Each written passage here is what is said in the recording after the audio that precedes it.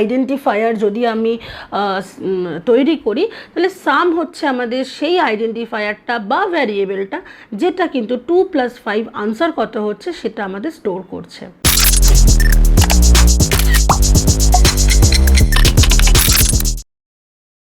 নমস্কার, আমি ইপসিতা এসে গেছি নতুন আরেকটি ভিডিও নিয়ে।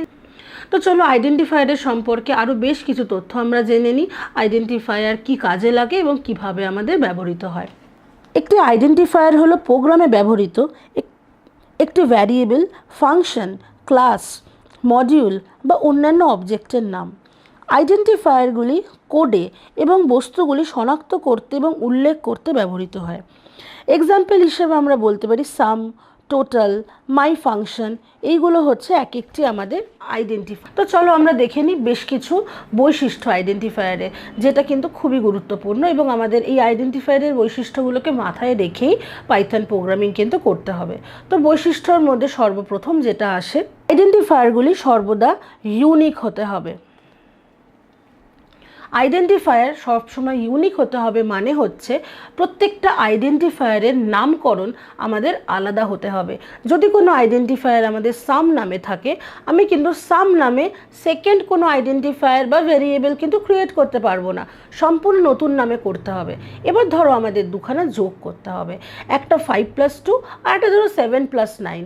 5 + 2 তো আমরা সামের মধ্যে সেভ রেখেছি, সেটা তো আমরা সাম থেকে পেয়েই যাব, কিন্তু 9 + 2টাকে আমরা কোথা থেকে পাবো? সেই ক্ষেত্রে আরও একটি নতুন আইডেন্টিফায়ার আমাদের অ্যাড করে নিতে হবে, যেটা সাম 1 হিসাবে আমরা হয়তো নামকরণ করতে পারি।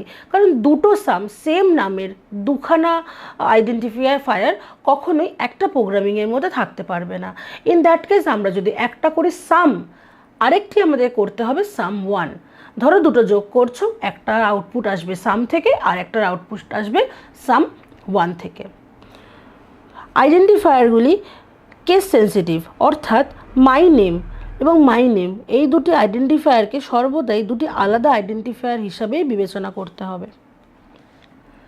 ধরো আমরা একটা ভ্যারিয়েবল বা একটা আইডেন্টিফায়ার ক্রিয়েট করেছি, যেটা অলরেডি বললাম মাই নেম।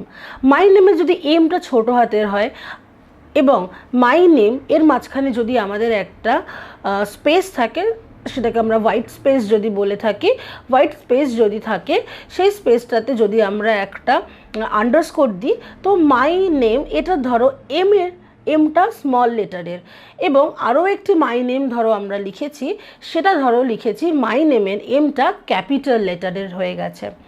কিন্তু ধরো আমরা প্রথম মাই নেম এটার মধ্যে কোনো নাম সেভ রেখেছি এবং আউটপুট এক্সপেক্ট করছি বড় হাতের যে এম আছে সেই এমটা থেকে আমরা আউটপুট এক্সপেক্ট করছি, আমরা কিন্তু কখনোই সে আউটপুটটা পাবো না। বিকজ পাইথন ভীষণভাবে কেস সেন্সিটিভ। যতটাই আমাদের কম লিখতে হয় এই পাইথনে, সোর্স কোড যতটাই কম লিখতে হয় ততটাই কিন্তু আমাদের কেস সেন্সিটিভ।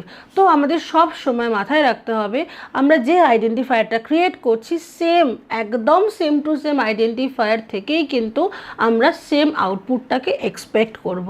আমরা কখনোই কোনো ক্যারেক্টার স্মল লেটার থেকে ক্যাপিটাল লেটার করে দেব বা আমি আন্ডারস্কোরটাকে কমা দিয়ে দেব, তাহলে কিন্তু আমরা কখনোই সেম আউটপুট পাবো না যেটা কিন্তু আমরা এক্সপেক্ট করছি। আইডেন্টিফায়ারগুলির অক্ষর capital Z, capital A to Z, small a to Z এবং সংখ্যা 0 থেকে 9 এবং আন্ডারস্কোরের সমন্বয় তৈরি করতে পারে। আইডেন্টিফায়ারগুলি বিশেষ চিহ্ন বা সিম্বল যেমন exclamation, @ $, percentage, to the power ইত্যাদি থাকতে পারে না। পাইথনের বরাদ্দকৃত কিওয়ার্ড যেমন ইফ, ইজ, ইন, ওয়াইল এগুলো দ্বারা আইডেন্টিফায়ারগুলির নামকরণ করা যাবে না। আইডেন্টিফায়ারগুলি কখনোই কোনো সংখ্যা দ্বারা শুরু করা যাবে না, যেমন 1 2 3 মাই নেম, 0 9 এজ ইত্যাদি। তো আমরা আইডেন্টিফায়ারের বেশ কিছু বৈশিষ্ট্য পেলাম। এই বৈশিষ্ট্যগুলোকে মাথায় রেখেই কিন্তু আমাদের সোর্স কোড লিখতে হবে, না হলে কিন্তু আমরা প্রচুর এরর পাবো এবং সেই এরর ফিক্স করতে গিয়ে কিন্তু আমাদের আলটিমেটলি সময়টাই নষ্ট হবে এবং পরীক্ষার হলে হয়তো টাইম শেষ হয়ে যাবে, হয়তো আমরা নাম্বার পাবো না।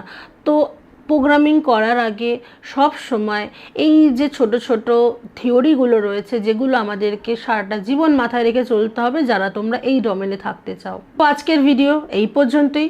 যদি তোমাদের এই ভিডিওটি ভালো লেগে থাকে তাহলে অবশ্যই বন্ধুদের সাথে শেয়ার করো, ভালো লাগলে একটি লাইক করে দিও এবং চ্যানেলে যদি নতুন হয়ে থাকো অবশ্যই সাবস্ক্রাইব করে দিও, বেল আইকনটা প্রেস করে দিও যাতে করে এর পরবর্তীতে যখন কোনো নতুন ভিডিও আসবে এই চ্যানেলে সবার আগে নোটিফিকেশানটা তোমার কাছেই গিয়ে পৌঁছায়।